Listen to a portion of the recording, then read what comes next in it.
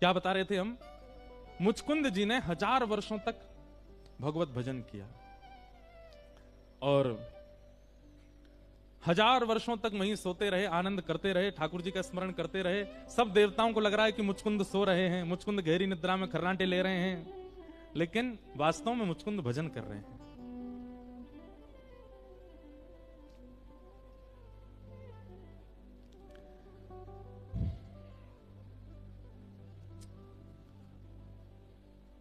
मथुरा पर जब भगवान व्रत छोड़ के मथुरा आ गए,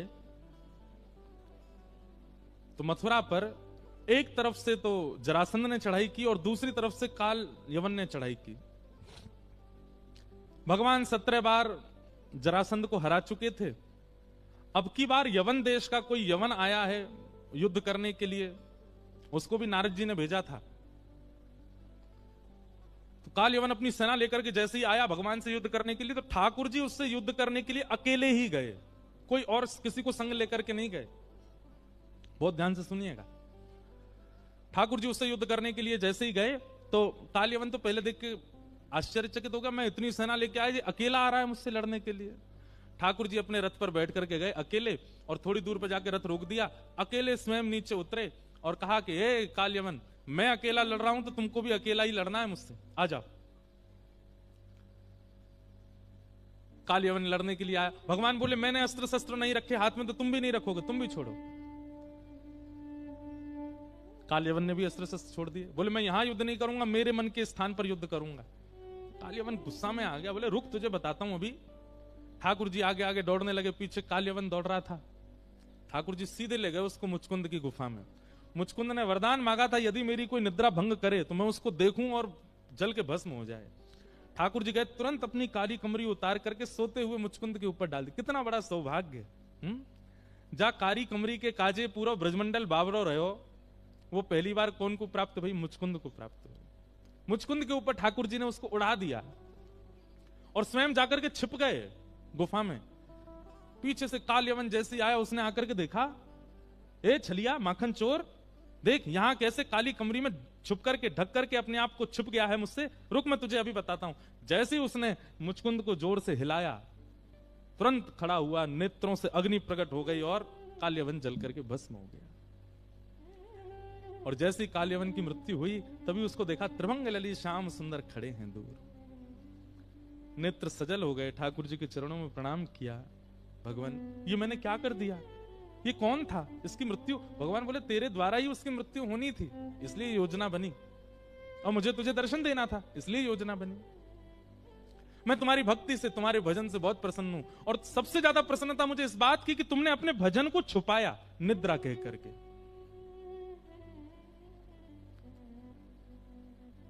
ठाकुर जी मुझ पर अनुग्रह करें, कृपा करें, मैं क्या सेवा करूं आपकी? ठाकुर जी बोले अभी सेवा की आवश्यकता नहीं है, पर जब आवश्यकता पड़ेगी तो तुमको पृथ्वी पर आना पड़ेगा। और ऐसा कहकर के ठाकुर जी दर्शन देकर के चले गए। जब कलयुग प्रारंभ हुआ तो श्रीमद् भागवत जी में वर्णन आता है कि भक्ति महारानी नारद जी को मिलती हैं वृंदावन में। और तब नारद जी ने भक्ति महारानी से पूछा, तो भक्ति महारानी कहती हैं, उत्पन्ना द्रविड़ेशाहम वृद्धिम कर्णाटके गताम क्वचित क्वचिन महाराष्ट्रे गुरुजरे जीर्णताम गतः। मेरा जन्म कर्नाटक में हुआ, द्रविड़ देश में हुआ, कर्नाटक में पली बड़ी, महाराष्ट्र में थोड़ी बहुत युवा हुई, लेकिन गुजरात में जाके मैं जीर्ण हो गई। ये बात भक्ति महारानी ने नारद जी से कही। तब नारद जी ने मन में विचार किया कि गुजरात में भक्ति जीर्ण, यानी कि भक्ति, ये आज जिस गुजरात का दर्शन आप करते हैं, ऐसा गुजरात पहले नहीं था। पहले गुजरात कैसा था सुनो। माला मुद्रा देख तासुकी निंदा ठाने। गुजरात कैसा था? श्री नाभाजी कह रहे हैं, यदि किसी के गले में कंठी दिख जाती थी, यदि किसी के माथे पर उर्दपुंड दिख जाता था, यदि कोई वैष्णव दिख जाता था गुजरात में, तो गुजरात में एक संप्रदाय थी जिसका नाम था महास्मारत। महास्मारत लोग भक्ति लौल से न जाने। महास्मारत, ये महास्मारत कैसे होते हैं? ये केवल यज्ञ करते हैं, केवल चमत्कार पर इनका विश्वास रहता है, और केवल बलि देकर के कैसे भी देवताओं को प्रसन्न करना है, अपने काम बनवाने के लिए, इन लोगों को महास्मारत कहते हैं। ऐसे महास्मारकों की इतनी संख्या थी गुजरात में कि वो कहीं तिलकधारी, कंठीधारी, वैष्णव वेशधारियों को दिखते थे तो इतनी निंदा करते थे, इतनी निंदा करते थे कि वो गुजरात छोड़ के जब तक चला ना जाए तब तक निंदा करते थे। मैं जब ये भाव पढ़ रहा था ना, तब मेरे मन में आया, तब तो अकेला एक गुजरात था, आज तो भारत के कई प्रांत ऐसे हो गए, ना जाने कितने नरसिंह मेहताओं को उत्पन्न होना पड़ेगा। इसलिए हमारी प्रार्थना है,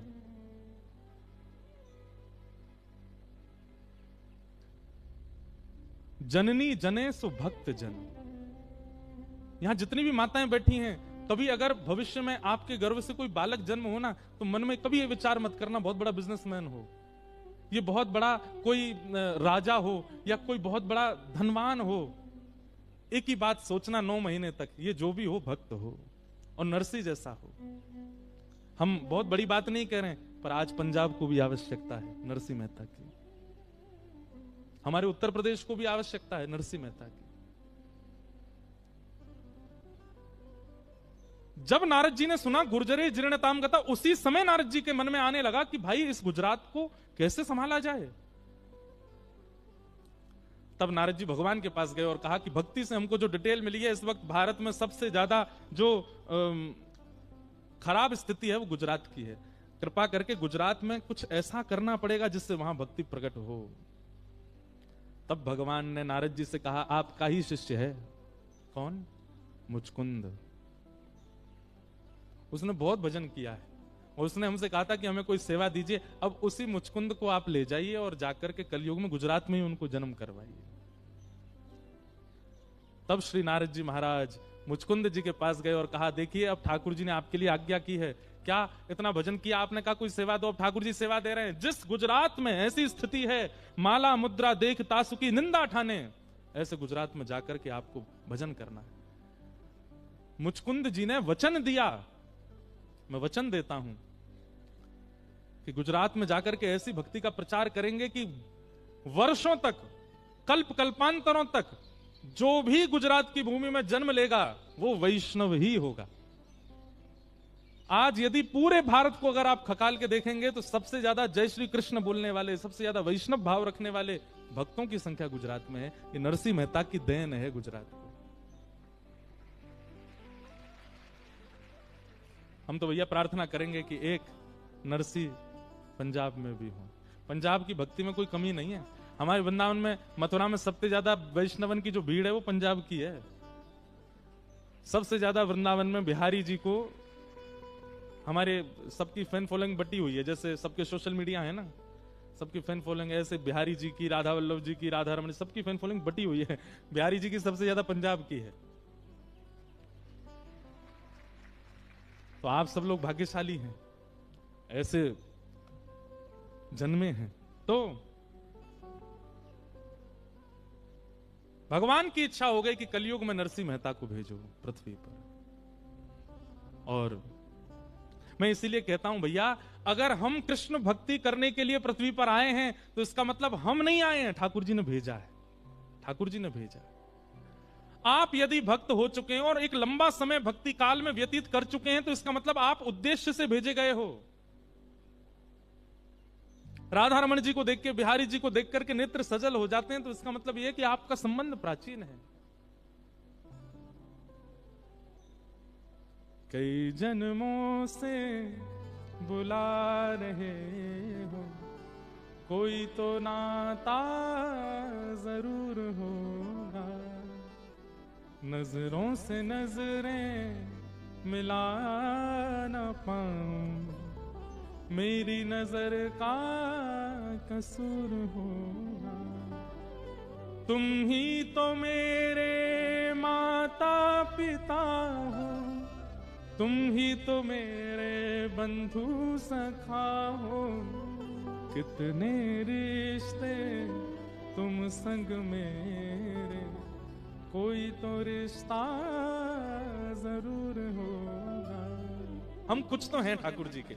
और एक बात बोलूं, तुम मानो चाहे मत मानो, पर मुझे तो भरोसा है, मुझे तो विश्वास है कि हम पूर्व में ठाकुर जी के कुछ तो रहे होंगे। कछु नहीं तो श्याम सुंदर जब चल के गए होंगे तो उनके पामन के नीचे एक छेटा ही बन के आके मर गो होंगे, तब या जन्म में कथा वक्ता बन के आए गए हो। हमारी पूनम दीदी पूर्व जन्म की कछु तो हैं, ये मक्खी होंगी जरूर है। और भिन बनाती भाई काऊ दिना ठाकुर जी खीर पे जाके बैठ गई होंगी।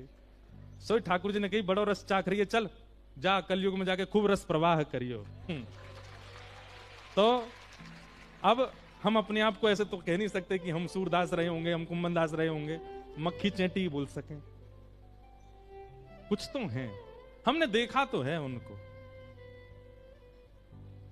तो भगवान की आज्ञा से गुजरात में भक्त नरसिंह का प्रादुर्भाव हुआ। बोलो भक्त वत्सल भगवान की। नरसिंह मेहता जी का जन्म हुआ।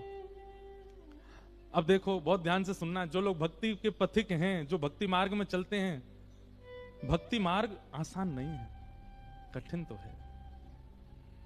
नरसिंह मेहता जी का चरित्र सुनो। हम पूरा चरित्र नहीं कहेंगे, वहां तक कहेंगे जहां तक महादेव की कृपा हुई। और महादेव की कृपा के बाद अगर अच्छा लगेगा तो फिर कल सुनाएंगे उससे आगे। पर मूलतः महादेव की कृपा कहां तक होती है वो प्रसंग हम सुनाएंगे। नरसिंह मेहता जी की माता जी श्री लक्ष्मी गौरी मेहता, और उनके पिताजी का नाम कृष्ण दामोदर दास मेहता। इनकी 2 संतान थी। नरसिंह मेहता जी के एक बड़े भैया हैं, बड़े भैया का नाम था वंशीधर मेहता। बहुत सावधानी से सुनो सब लोग, इधर देखो। नरसिंह मेहता जी अपने बड़े भैया से इतने छोटे हैं कि जब नरसिंह मेहता जी का जन्म हुआ तब इनके भैया ब्याहे ठ्याए थे। इनके भैया का ब्याह हो चुका था, मतलब बहू के आगे देवर का जन्म हुआ, भाभी के आगे। इतने छोटे हैं अपने बड़े भैया से श्री नरसिंह मेहता जी। नेक नेक आगे खिसकाओ सब लोग, और जो जहां हैं वहीं बैठ जाओ, बस बिना बोले चाले आ जाओ। तो नरसिंह मेहता जी बहुत छोटे थे, लेकिन जन्म से ही इतने रूपवान, इतने गुणवान, इतने शीलवान कि इनको कोई देखे तो देखता ही रह जाए। परंतु एक बात याद रखिएगा बंधुओं कि यदि कोई बहुत गुणवान दिख रहा है तो उसका मतलब है कि उसमें कोई दोष तो करके भेजा ही होगा ठाकुर जी ने। संसार में कोई भी व्यक्ति सर्वगुण संपन्न नहीं है। हमने कही सुनते भय खिसक के आगे आ जाओ, हाँ सुनना नहीं छोड़ो, बस जहां है वहीं बैठ जाओ। नरसिंह मेहता जी बहुत सुंदर हैं, लेकिन दोष क्या था? गूंगे और बहरे, ना बोल सकते हैं और ना सुन सकते। इतने सुंदर स्वरूपवान श्री नरसिंह मेहता जी जन्मे। कहां जन्मे? जूनागढ़ के पास में एक गांव था तलाजा, वहां आपका जन्म हुआ। लेकिन बाद में पिताजी व्यापार की दृष्टि से और कुछ अपने गृह आदि के उत्थान के लिए जूनागढ़ आ गए। गुजरात में एक स्थान है जूनागढ़, हमारे वृंदावन से भी जूनागढ़ का संबंध है। महादेव के उपासक भी जूनागढ़ में रहते हैं, देवी के उपासक भी जूनागढ़। जूनागढ़ सबके उपासना का केंद्र है। हमारे श्री राधा वल्लभी परंपरा के एक बहुत अच्छे भक्त हुए, उनका नाम था विठल दास। विठल दास जी भी वहीं रहते थे जूनागढ़ में। बहुत अच्छे अच्छे चरित्र हैं जूनागढ़ के। श्रीमद् भागवत में दत्तात्रेय जी का प्रसंग आता है। दत्तात्रेय जी का स्थान जूनागढ़, वहां पर गिरनार पर्वत है। यदि कभी कोई साधना की इच्छा रखता हो चित्त में तो गिरनार की शरण में जाए। तो नरसिंह मेहता जी का जन्म हुआ। आपके माताजी पिताजी दोनों खूब प्रसन्न थे, लेकिन ठाकुर जी की इच्छा कुछ और ही थी। 5 वर्ष के थे केवल श्री नरसिंह मेहता जी, और तभी उनके माता पिता दोनों भगवत धाम प्रस्थान कर गए। चिंता तो रहती थी कि बालक बोलता नहीं है, और अधिकतर ऐसा होता है कि जिसको बोलना नहीं आता वो सुनता भी नहीं है। तो नरसिंह मेहता जी ना सुन पाते थे ना बोल पाते थे, माता पिता दोनों चले गए। ऐसी स्थिति में नरसिंह मेहता, एक बात याद रखिएगा बंधुओं, परीक्षाएं बहुत होती हैं। ठाकुर जी के पथ पर यदि आप चल रहे हो और आपकी परीक्षा नहीं हो रही है तो इसका मतलब है कि आप क्लासरूम से बाहर बैठे हो। क्लास में बैठोगे, टीचर की दृष्टि पड़ेगी तो फिर आपसे कुछ भी पूछा जा सकता है। ठाकुर जी की जीवन रूपी परीक्षा में यदि आप बैठे हो तो आपसे हर दिन एक प्रश्न किया जाएगा। प्रश्न मतलब आपकी परीक्षा ली जाएगी। और यदि आपकी कोई परीक्षा नहीं होती है तो इसका मतलब है कि आप बंक मार के बैठे हो बाहर, ठाकुर जी की दृष्टि पड़ नहीं रही है आपके ऊपर। छोटे से नरसिंह मेहता ना बोलना जानते हैं ना सुनते हैं, माता पिता भी बाल अवस्था में छोड़ के चले गए। भैया थानेदार थे, भाभी बहुत कर्कश स्वभाव की थी, छोटे से नरसिंह मेहता थे। तो माता पिता चले गए तो दादी के साथ जय कुंवरी बाई, उनकी दादी का नाम, उनके पास श्री नरसिंह मेहता रहते थे। और उनकी दादी इतनी धार्मिक थी, इतनी भजनानंदी थी, सत्संग में जाना, कीर्तन में जाना, कथाओं में जाना।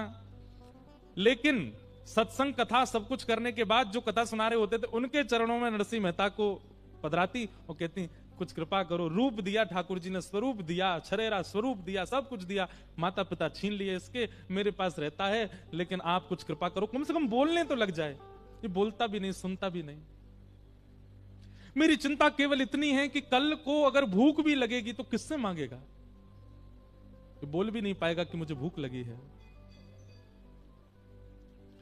सब संतों के पास ले जाती, ले जाकर के नरसिंह मेहता को प्रणाम करती और उनसे रोते हुए यही निवेदन करती कि आप कृपा करो। सब संत कहते हैं हाँ होगा, ठीक हो जाएगा, ठीक हो जाएगा। तभी एक शिवालय था जूनागढ़ में, बहुत सावधानी से सुनो, इधर वाले थोड़ा ध्यान ज्यादा रखना, हमारी दृष्टि यहां बहुत कम पड़ेगी। हाँ, तो इसलिए आप लोग हम पर दृष्टि रखना है, कृपा दृष्टि बनाए रखना है। हम सामने वाले ने देख रहे हैं, आप हमें देखो। अब यहाँ इधर वाले तो इधर उधर देखते हैं तो हम टोक देते हैं, यहाँ वालों कैसे टोके हैं? तो एक अद्भुत महात्मा आए, शिवालय पर आकर के बैठे, ना खाते हैं ना पीते हैं, केवल भजन करते रहते हैं, केवल अवधूत भेष उनका। और महाराज उनके दर्शन के लिए लाखों लोगों की कतार लग जाती। वो किसी से मिलते नहीं थे, एकांत में बैठे रहते, लोग बाहर से दर्शन करके चले जाते। नरसिंह मेहता की दादी छोटे से नरसिंह को लिए गोद में पहुंच गई, वहां पे लाइन में खड़ी रही दिन भर। जब समय आया तो बाबा ने किधर दृष्टि देखो, ने किधर दृष्टि डालो, अरे आप दुनिया को मत देखो, किसी का काम नहीं बना, मेरा काम आप बना दो बस। मेरा बालक है छोटा सा, मेरी आयु का पता नहीं कब चली जाऊं, इसके माता पिता है नहीं, ऐसा रूपवान स्वरूपवान भेजा है, कम से कम इतनी तो आप कृपा कर दो ये बोलने लग जाए। पता नहीं क्यों उन महात्मा के नेत्र खुले और जैसे ही उन्होंने नरसिंह मेहता को देखा, मंद मंद मुस्कारे अपनी दादी की गोद में, तुरंत उस बालक को भीतर बुलाया और दादी लेकर के जय कुंवरी बाई नरसिंह मेहता को लेकर के भीतर गई। और भीतर जाकर के जैसे ही नरसिंह मेहता के रूप से घुंघराले केश हैं, कटाक्ष ठाकुर जी जैसे नेत्र हैं। ठाकुर जी जब अपने वैष्णव भक्त को भेजते हैं अपनों जैसो ही बनाते हैं कई बार, और कई बार अगर ठाकुर जी को वैष्णव ठाकुर जी जैसो नहीं दिखे तो ये समझिए वहां को हृदय ठाकुर जी जैसो है। कई लोग होते हैं सुंदर नहीं है लेकिन फिर भी बहुत भक्त हैं, तो इसका मतलब हृदय ठाकुर जी जैसा है। नरसिंह मेहता के रूप को देख करके और उनके सौम्यता को देख करके वो महात्मा बड़े प्रसन्न हो गए। सिर पर हाथ फेरते हुए बोले, बोलो बेटा राधे कृष्ण। 3 बार बोले, बोलो बेटा राधे कृष्ण, राधे कृष्ण, राधे कृष्ण। और 3 बार राधे कृष्ण जैसे ही सुना, चौथी बार नन्हे से नरसिंह मेहता 5-6 वर्ष की आयु में पहली बार बोल पड़े राधे कृष्ण। अब बताऊं भेद क्या था? नरसिंह मेहता गूंगे नहीं थे, लेकिन संसार कहीं मुझे अपनी माया में घेर ना ले इसलिए जानबूझ करके बोल नहीं रहे थे। ठीक ऐसा ही चरित्र श्रीमद् भागवत में आया है जड़ भरत जी का। उनका नाम जड़ भरत इसलिए पड़ा क्योंकि वो जानबूझ करके जड़ बने थे। एक चौपाई नहीं है कोई, वैसे ही किसी संत का हमने सुना था, लेकिन लिखने योग्य और याद करने योग्य बात है। जो अपनों सुख चाहे हो तो मूर्ख बन के रहो। क्या? अपना सुख चाहते हो तो मूर्ख बन के रहो। आप जितने ज्यादा प्रबुद्ध बन करके रहोगे उतनी ज्यादा संसार आपको परेशान करेगा। चाय पीने की अरे हम बना के लाते हैं बढ़िया हैं, इलायची महाराज और क्या बोलते हैं उसको, अदरक ले, काली मिर्च ले, बढ़िया बना दी तो रोज तुम ही खोजे जाओगे। कहां हो? जल्दी आओ, बाइक पे बैठ के चाय बना जाओ हमारे लिए। लेकिन पहली बार में ही चाय ऐसी बना के पिला दी कि महाराज नरक की याद आ गई। अगली बार कहोगे चाय बनाओ, भाई तू बैठो ही रहे, तू मत बना। लेकिन ये जानबूझ के नहीं करना है। भजन के लिए अगर ऐसा करना पड़े संसारियों के सामने तो ये बहुत अच्छा है। भाई अगर हमने ज्यादा अपनी प्रभुत्वता दिखा दी तो ये सबरे तो हमको लगा देंगे संसार में। इसलिए नरसिंह मेहता वो गूंगे नहीं थे। वो महात्मा पहचान गए कि ये बालक गूंगा नहीं है, ये तो कोई पूर्व जन्म का साधक है। कहीं संसार मुझे ना बोलने में लगा दे, संसार मुझे अपना ना बना ले, इसलिए जन्म से ही करके बैठा है कि मैं बोलूंगा नहीं। अब तो महाराज राधे कृष्ण उनसे क्या बुलवाया, राधे कृष्ण राधे कृष्ण। कहां तो 5 वर्ष तक बोले नहीं और अब बोलना शुरू किया तो अब शांत हुए नहीं। अब तो चलते हैं तो राधे कृष्ण, बैठते हैं तो राधे कृष्ण, रोते हैं तो राधे कृष्ण, भूख लगती है तो राधे कृष्ण, प्यास लगती है तो राधे कृष्ण,